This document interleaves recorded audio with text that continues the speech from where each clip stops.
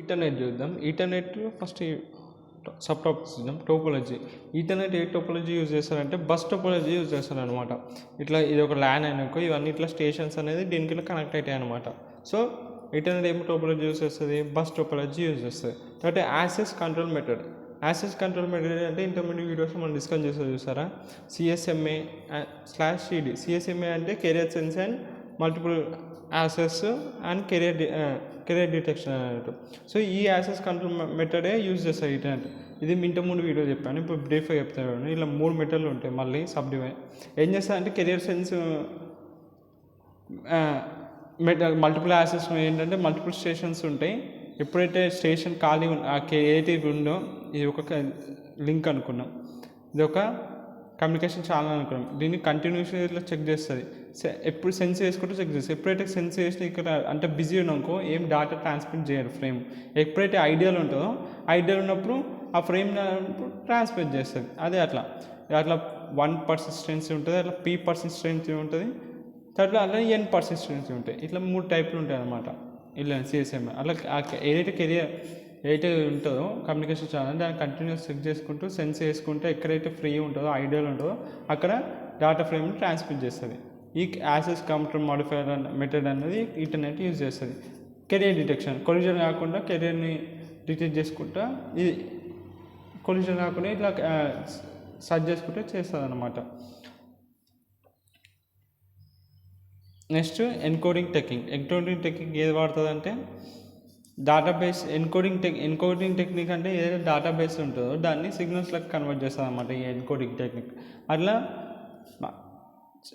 Manchester encoding technique అనేది use చేస్తుంది. Okay, ఇప్పుడు డేటా రేట్స్ గురించి మాట్లాడుకుంటే మనం ఫస్ట్ 10 Mbps ఉంటుంది, తర్వాత 100 Mbps, తర్వాత 1 GBps. 1 Mbpsని నార్మల్ ఇంటర్నెట్ అంటారు, తర్వాత 100 Mbpsని ఫాస్ట్ ఇంటర్నెట్ అంటారు, 1 Gbpsని జిగాబైట్స్ అంటారు. ఓకేనా, ఇప్పుడు ఇంటర్నెట్కి ఉన్న లిమిటేషన్స్ ఏంటి అంటే రియల్ టైమ్ అప్లికేషన్స్లో ఒకవేళ ఈథర్నెట్ యూజ్ చేసి అవి డిలేస్ యూజ్ చేస్తాను. ఇప్పుడు సపోజ్ నేను ఏం చెప్పినా ఇది CSMA ప్రోటోకాల్ని యూజ్ చేస్తాను అంటే ఇక్కడ ఇప్పుడు ఇది ఒక కమ్యూనికేషన్ ల్యాన్ ఉంది, ఇక్కడ మనకి స్టేషన్స్ ఉన్నాయి ABCD ఉంది. ఏ పంపాలనుకుంటున్నాయి ఇక్కడ చెక్ చేసుకొని ఫ్రేమ్ని ఇట్లా పంపాలనుకుంటున్నాయి. సో అట్లనే D కూడా చెక్ చేసుకుంటుంది, ఈ పాయింట్ దగ్గర ఐడియల్ని ఇది కూడా పంపుతుంది. సో కొద్దిసేపు అయినట్టు ఇక్కడ కొద్దిసేపు అయినాక ఇక్కడ ఏమవుతుంది, కొలిజన్ అనేది అక్కడ అవుతుంది. కొలిజన్ అక్కడ అయినాక మళ్ళీ బ్యాక్ పంపించేస్తుంది. అర్థమైనా ఇక్కడ కొలిజన్ క్రియేట్ అవుతుంది. సో ఇక్కడ ఏమైపోయిందంటే డిలేస్ అనేది ఇంట్రడ్యూస్ అవుతుంది. ఇక్కడ కొలిజన్ క్రియేట్ అవుతుంది కాబట్టి ప్రతిసారి కొలిజన్ అవుతుంది కాబట్టి దాన్ని మళ్ళీ రీట్రాన్స్మిట్ చేస్తారు. అలాంటప్పుడు కొలిజన్ వల్ల డిలేస్ క్రియేట్ అవుతుంది అన్నమాట. ఆ డిలేస్ ఉన్న ఒక రియల్ టైమ్ అప్లికేషన్లో మనకి ఏమైపోతుంది అంటే డెడ్ లైన్ ఉంటుంది ప్రతిదానికి, ఒక రియల్ టైమ్ అప్లికేషన్స్కి. ఆ డెడ్ లైన్ బిఫోర్ వస్తే ఓకే హ్యాపీ, కొలిజన్ క్రియేట్ అయింది కాబట్టి దాన్ని క్రాస్ అయిపోతుంది. డెడ్ లైన్ క్రాస్ అయిపోయినాక ఏం పెట్టదు, అప్పుడు మనకి డిజాస్టర్ రిజల్ట్స్ ఇస్తారనమాట. ఇంకో పాయింట్ ఏంటంటే నో అక్నాలజ్మెంట్. ఇక కొలిజన్ క్రియేట్ అయినాక ఫ్రేమ్స్ అనేవి లాస్ట్ అయిపోతాయి అనమాట. దీనికంటూ నో అక్నాలజ్మెంట్ అనేది ఉండదు. ఇది ఒక నో అక్నాలజ్మెంట్ అనమాట. అక్నాలజ్మెంట్ అనేది ఉండదు వీళ్ళు ఇంటర్నెట్లో. ఇది ఒక లిమిటేషన్. అట్లనే ఇంటరాక్టివ్ అప్లికేషన్స్లో కూడా ఇప్పుడు నేను నీకు మెసేజ్ పెట్టినాకనే ఒక్కోసారి స్లో వస్తుంది నీకు ఆ మెసేజ్. ఎందుకు వస్తుందంటే అట్లా దాని ఏదైతే డేటా సైజ్ ఉంటుందో minimum size of data frame can carry, ఏదైతే డేటా సైజ్ ఉంటుందో 46 బైట్స్ వరకు అది క్యారీ చేయాలి. మినిమం ఆ డేటా ఫ్రేమ్ యొక్క మినిమం సైజ్ అనమాట. అది నువ్వు పంపించేది ఏంటుంటుంది, hi message, good morning message 3 చాలా 4 MB అలా చాలా తక్కువ బైట్స్ ఉంటుంది కాబట్టి అది ఏమైపోతుంది అంటే స్లోగా వెళ్తుంది అనమాట ఎండ్ యూజర్ దగ్గరికి. అందుకే ఇంటరాక్టివ్ అప్లికేషన్స్లో అదొక లిమిటేషన్ అనమాట. ఎందుకంటే మినిమం సైజ్ ఉండాల్సిందే డేటా ఫ్రేమ్కి 46 బైట్స్.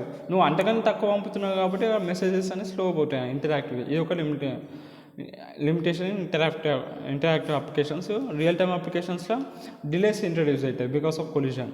దానివల్ల డెడ్ లైన్ కన్నా క్రాస్ అయిపోతుంది. అప్పుడు మనకి రిజల్ట్స్ అనేవి డిజాస్టర్గా వస్తాయి. చాలా పెద్ద ఈథర్నెట్ అనమాట. ఇప్పుడు ఈథర్నెట్ ఫ్రేమ్ ఫార్మాట్ చూద్దాం. ఈథర్నెట్ ఇట్లా ఉంటుందంట ఫ్రేమ్. ఓకేనా, ఇక్కడ నేను సర్కిల్ వేసిన, సర్కిల్ 7 1 6 6 2 4 ఇవన్నీ సైజ్ అనమాట.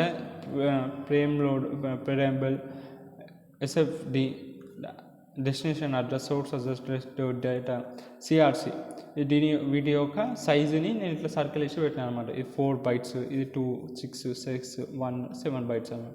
ఈ ఫస్ట్ 2 ఉన్నాయి చూసారా, అవి రెండు ఫిజికల్ లేయర్ హెడర్స్ అంటారు. ఓకేనా, ప్రియాంబుల్ అండ్ ఎస్ఎఫ్డి. ఇవి రెండు ఏం చేస్తాయంటే, ఇవి రెండు ఫిజికల్ లేయర్ హెడర్స్ అంటారు. ఇవి ఏం చేస్తాయంటే వచ్చే రిసీవింగ్ స్టేషన్స్కి అలర్ట్ మెసేజ్ పంపుతుంది. ఏమని పెడుతుంది అంటే, ఇగో స్టార్టింగ్ ఆఫ్ ద ఫ్రేమ్ అని ఒక అలర్ట్ సెండ్ చేస్తాయి ఈ ఫస్ట్ 2 ఫ్రేమ్స్. దాన్ని రెండు కలిపి ఫిజికల్ లేయర్ హెడర్ అంటారు. ప్రియాంబుల్ దాని సైజ్ ఎట్లుంటుంది అంటే 1010 అట్లా లాస్ట్ 10 ఎట్లా అంటే 7 బైట్స్లకు 7 బైట్స్ కదా, సో అట్లా 1010 7 బైట్స్ మీరు వేసుకోండి. ఓకేనా, తర్వాత ఎస్ఎఫ్డి కూడా సేమ్. ఇది ఏం చేస్తుంది అంటే, ఇది కూడా సేమ్ అలర్ట్ మెసేజ్ పంపుతుంది స్టార్టింగ్ ఆఫ్ ద ఫ్రేమ్ అని. సో ఇది ఒక్కటి పంపినాకో 1010 ఎండింగ్ ఆఫ్ ద స్టేజ్ 11. ఎందుకు 11 ఉంటుందంటే, ఇది ఎండ్ ఆఫ్ ద ఎస్ఎఫ్డి అని చెప్పడానికి లాస్ట్ ఎండింగ్ 11 ఉంటుంది అనమాట. సో ఇది అలర్ట్ మెసేజ్ పంపుతుంది. సో ఒక్కోసారి ఏమైపోతుందంటే, డాటా ఫ్రేము ఇదే ఉన్నానుకో, డాటా కూడా సేమ్ ఇట్లనే ఉన్నాక ఈ ఫార్మాట్లో ఈ రెండు కలిసి అప్పుడు ఎర్రర్స్ వస్తాయి. కాబట్టి దీన్ని ఏం చేసిందంటే, ఎస్ఎఫ్డిని ప్రియాంబుల్తో కలిపి రెండు ఒకటే ఫంక్షన్ చేసేటట్టు తయారు చేసింది. రెండు కలిపి అలర్ట్ మెసేజ్ పంపేటట్టు. అందుకే రెండు కలిసి పనిచేస్తాయి, preamble and SFD physical layer header అట్లా. నెక్స్ట్ వచ్చేసి ఏంటిది, డెస్టినేషన్ అడ్రస్, సోర్స్ అడ్రస్. ఇప్పుడు నేను ఏ అనే స్టేషన్ సి అనే స్టేషన్కి పంపాలనుకున్నాకో ఇలా పంపుతుంది.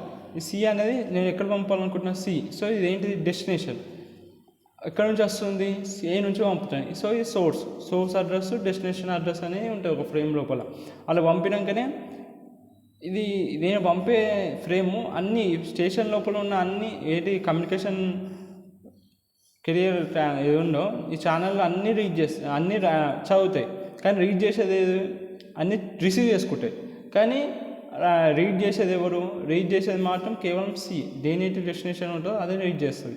సో సి ఇప్పుడు బి దగ్గరికి వెళ్ళింది, కాదు నా డెస్టినేషన్ కాదు, దాని డెస్టినేషన్ సి అనేసి తీసుకోదు, రిసీవ్ చేసుకుంటుంది కానీ రీడ్ చేయదు.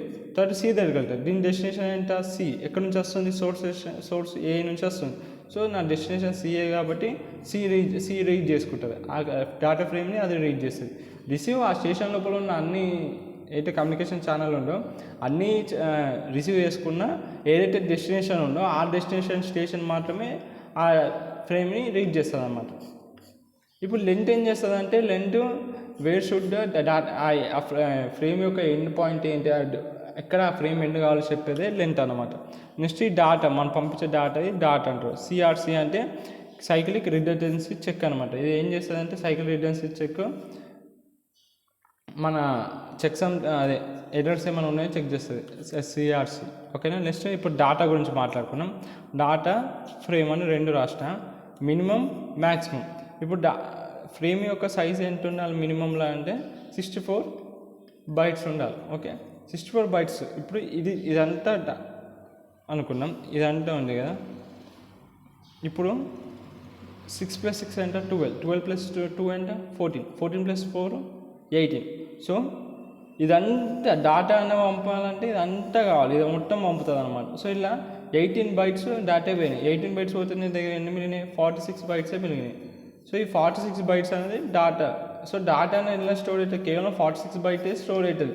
మిగతా 6 బైట్స్ డెస్టినేషన్ పోయి, సోర్స్కి 6 బైట్స్ పోయినాయి, లెంత్కి 2 పోయినాయి, సిఆర్సీకి 4 పోయినాయి. సో డాటాలో ఎంత ఉంది, కేవలం 64 బైట్స్ మాత్రమే పంపగలుగుతుంది మినిమం.